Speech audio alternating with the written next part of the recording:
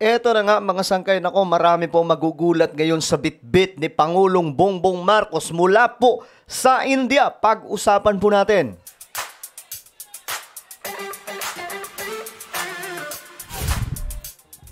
Yo guys, what's up? Ako muli ito si Sangkay Janjan, muling nagbabalik dito sa ating channel. How are you? And I hope na ayos lamang po tayo dyan.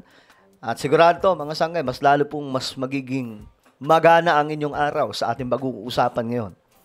Bago tayo magtuloy-tuloy, sa mga hindi pa po dyan nakakapag-subscribe, ayan po, tayo ay 1.54 million subscribers na. Parami po tayo ng parami, kaya naman kung ikaw ay hindi pa po nakakapag-subscribe, makikita nyo po yung subscribe button sa baba, pindutin nyo lamang po yan. Sa baba, guys.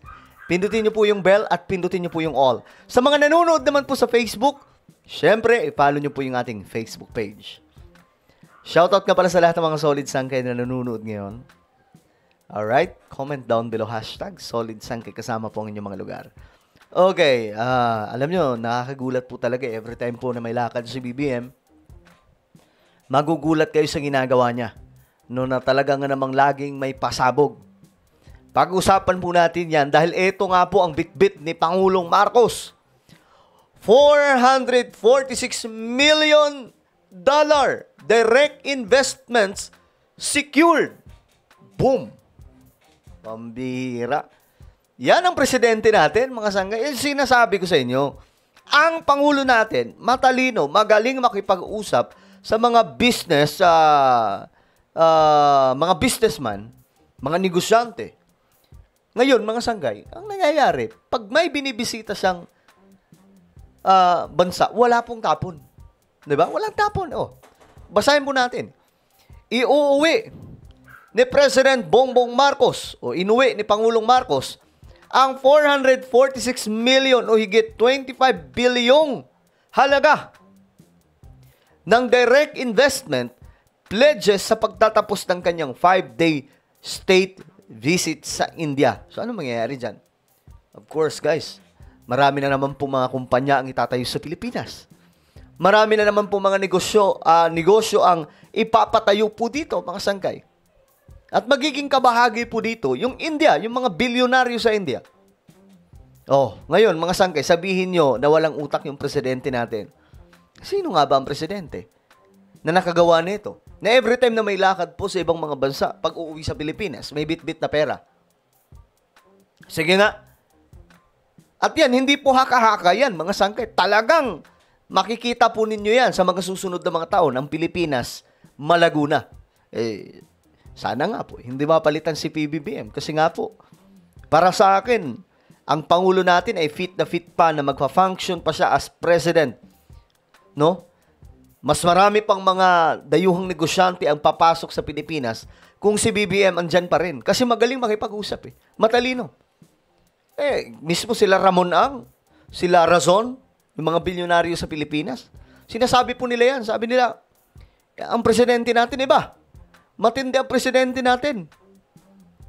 Marunong makipag-usap. Diba? Kaya yung mga dayuhang negosyante, gusto magnegosyo sa Pilipinas. Kahit po sarado ang ating bansa, pagdating po sa foreign direct investment, medyo sarado kasi.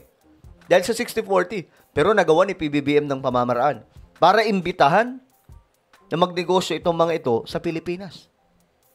Oh. Sinabi ito ng Pangulo sa Philippine Media Delegation sa isang media briefing ngayong Biyernes. So, kahapon mga sangkay. Estimate lang namin dyan, with the several other areas, is the potential for investment about 5.6 to 5.7 billion dollar. Grabe. Ito ibig sabihin, iba pa po ito mga sangkay. Ang dala ni BBM, 25 billion na direct investments. Pero mayroon pa po mga sangkay, yan po, nasa 5.6 to 5.7 billion dollar. Diyos mio marimar. Paano nagawa ni BBM yan? So malaking bagay talaga. India is very, very strong economy. Ang alam lang po kasi talaga natin sa India, yung mga, di ba? Ewan ko lang bakit ganun. Ang India po, sa totoo lang, marami po mga mayayaman dyan. Mga bilyonaryo, kahit i-research nyo sa Google, nasa India. Pero nagtataka lang po talaga ako.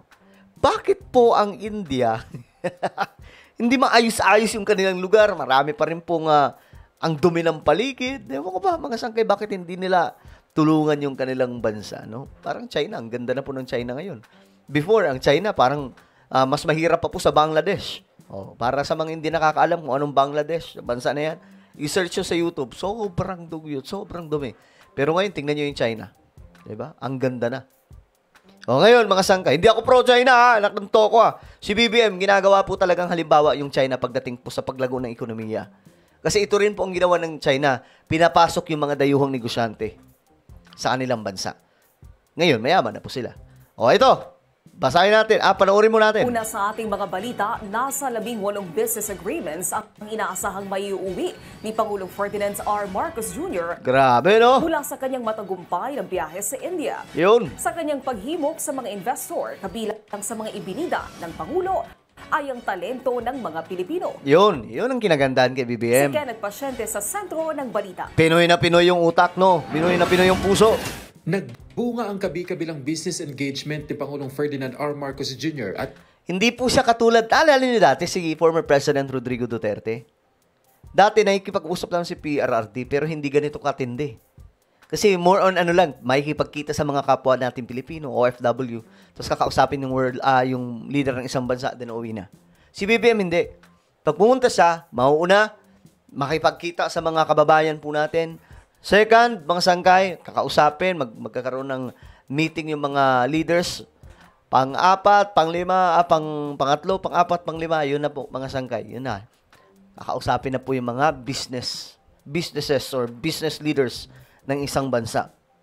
At kanyang gabinete sa India.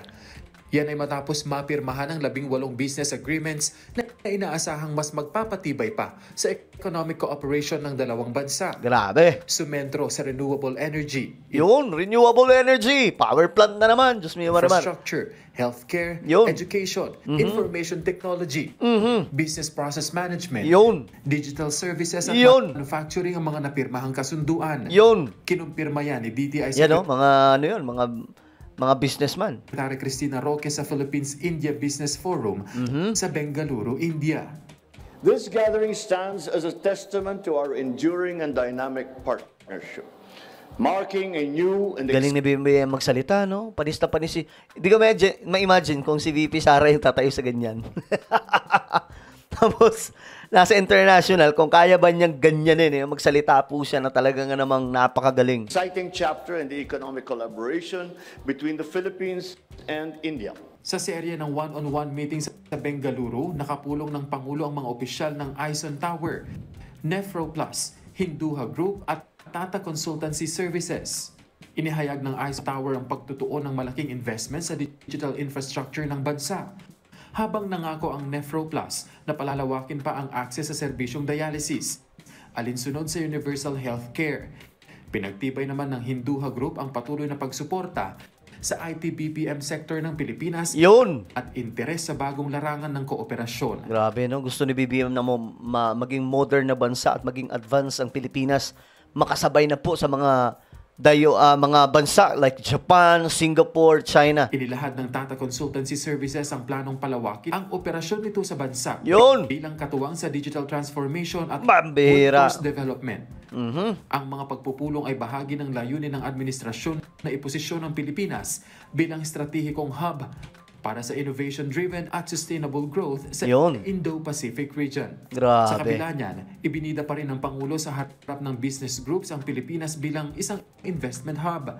Binigyang diin ng Pangulo na handa ang Pilipinas na suportahan ang foreign investors hanggang 27 taon Yun. dahil sa anyay stable regulatory environment at incentives. Grabe, no? Pang long term yung ginagawa ni BBM ngayon, eh. Ipinunto rin niya ang digital economy ng bansa na inaasahan daw na lalampas sa $40 billion sa taong 2030. Yun! Kasabay ang pagbibigay Grabe, pang long term yung ginagawa ni Pangulong Marcos. diin sa mga ginagawang hakbang ng pamahalaan para mapabilis ang proseso ng pagpasok ng mga mamumuhunan sa bansa. Yun.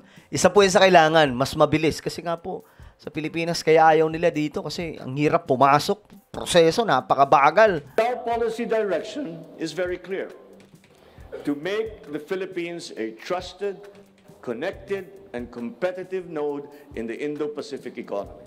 Galing. This is the spirit of our administration's Bagong Pilipinas vision. A new Philippines that enables innovation, drives inclusive growth, and welcomes partners who share our aspirations for prosperity and for progress. Hinimok din niya ang investors na mag-invest sa bansa dahil sa talento ng mga Pilipino at kakayahan ng mga ito sa wikang Ingles na dahilan niya para maging globally competitive ang Philippine workforce. To our esteemed Indian partners, I want to assure you that the Philippine government stands ready to embrace your investments with open arms and with continuing and unwavering support. Dumating ang Pangulo at si First Lady Liza Marcos sa Bengaluru, India bilang bahagi ng 5 araw na state visit ng Pangulo. Alas 8 ng gabi mamaya Okay. So yan ang ginawa ni Presidente, no? Alam niyo, ang dami po niyang ginagawa, mga sangga na talagang namang hindi yan nagawa ng ibang mga presidente.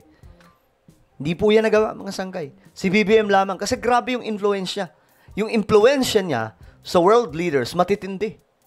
Mga sanggay, paano niya na-iimbitahan, na-i-invite itong mga negosyante para makausap at maimbitahan sa Pilipinas na magnegosyo.